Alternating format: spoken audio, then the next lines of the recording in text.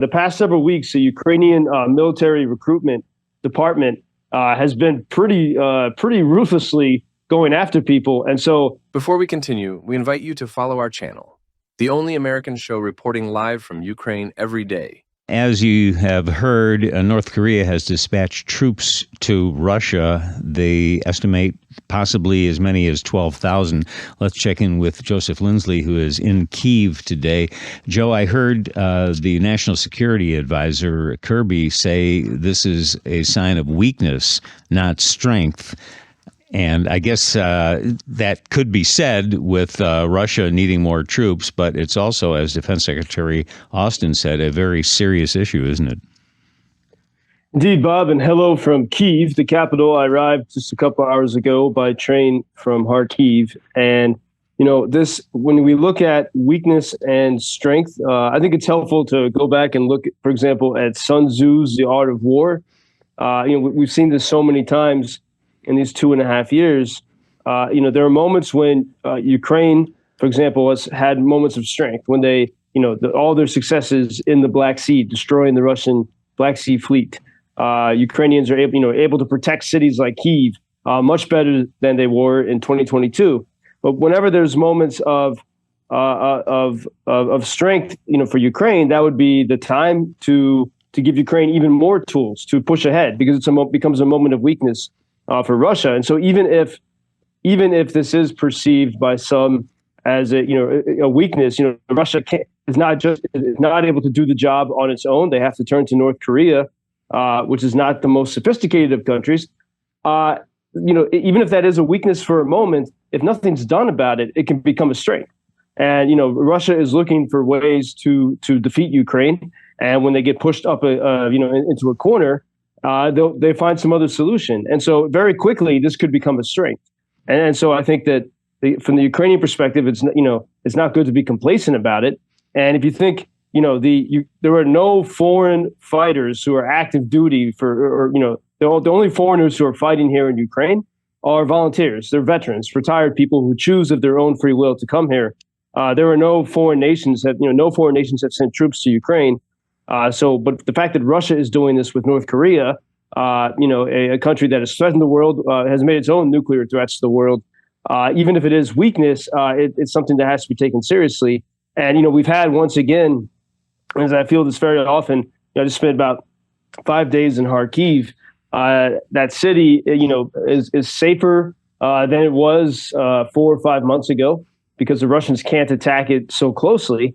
But there's been no, ever since the Biden administration gave permission for Ukraine to hit back in a limited way, everything's been on pause. Ukraine has received no new permissions, no new tricks to use against Russia, and that's given Russia time to find a new solution, which seems to be partnering with North Korea on the ground.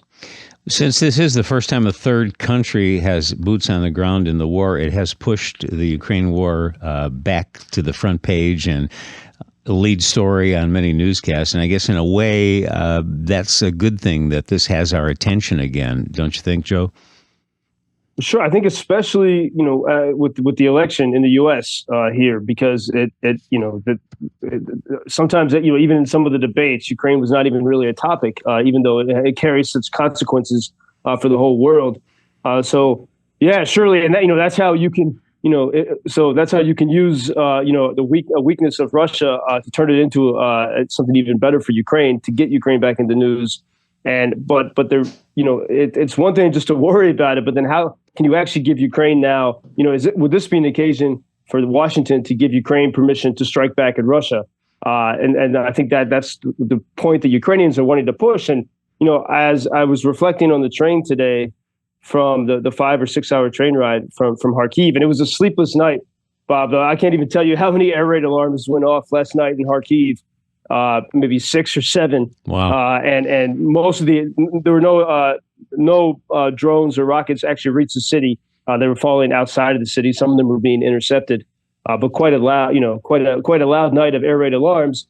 And I thought about, I've been to Kharkiv in every different season, but there's also different seasons of the war that I've seen. And that's really my impression as I was leaving Kharkiv. I mean, I was there first in 2022, when being in Kyiv was like being in Apocalypse Now or Mad Max. If it was wintertime, it gets dark about 4 p.m.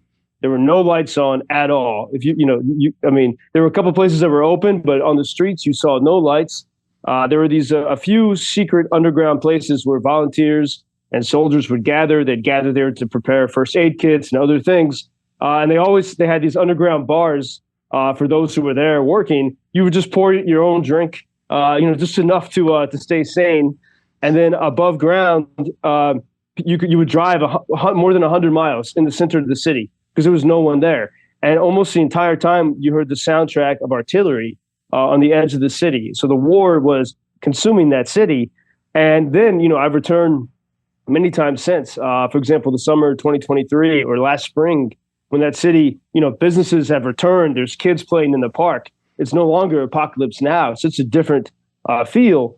But, it comes and goes. And on this recent trip, it was starting to feel darker again, starting to feel less populated, less hopeful. And there's a few reasons for that. The Russians, have, increased in the past months some of their campaigns on the city. But also, the past several weeks, the Ukrainian military recruitment department has been pretty ruthlessly going after people. And so places were empty. People are afraid to go out.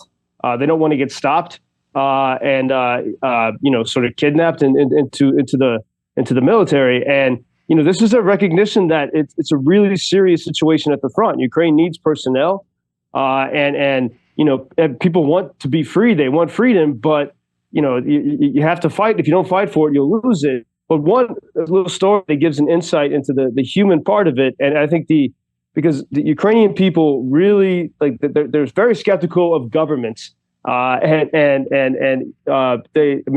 is why they had their revolution in 2014, and I went to with some American colleagues to a bar in Kyiv a couple of days ago, and it was a Tuesday night. And usually this bar had jazz, kind of an underground place. There was not a single customer in the bar. There were no musicians. And the bartender said that he's not actually a bartender. He said he's a soldier. And he was on a small break. And one of his best friends was the regular bartender there. But his friend was too afraid to leave his flat that he would get kidnapped into the army. And so the soldier who was on a break agreed to work his friend's shift at the bar. And what that story showed me is that, as I was talking with a bartender soldier and hearing some of the incredible stories he's done, fighting for Ukraine and for freedom, and that he had no animosity toward his friend, who didn't feel that he was able, someone who could be there in the trenches. He didn't have more than that. He was willing to during his time off to do his friend's work. And you see that among the people of Ukraine, that the solidarity of the people, understanding people have different interests and different ways to contribute, very much the solidarity, certainly against tyrants like Russia, but even against what they sometimes perceive as excesses of their own government here. So impressive. The Ukrainian people being tested and in most cases passing with flying colors. Joseph, appreciate the stories as always. Thank you very much.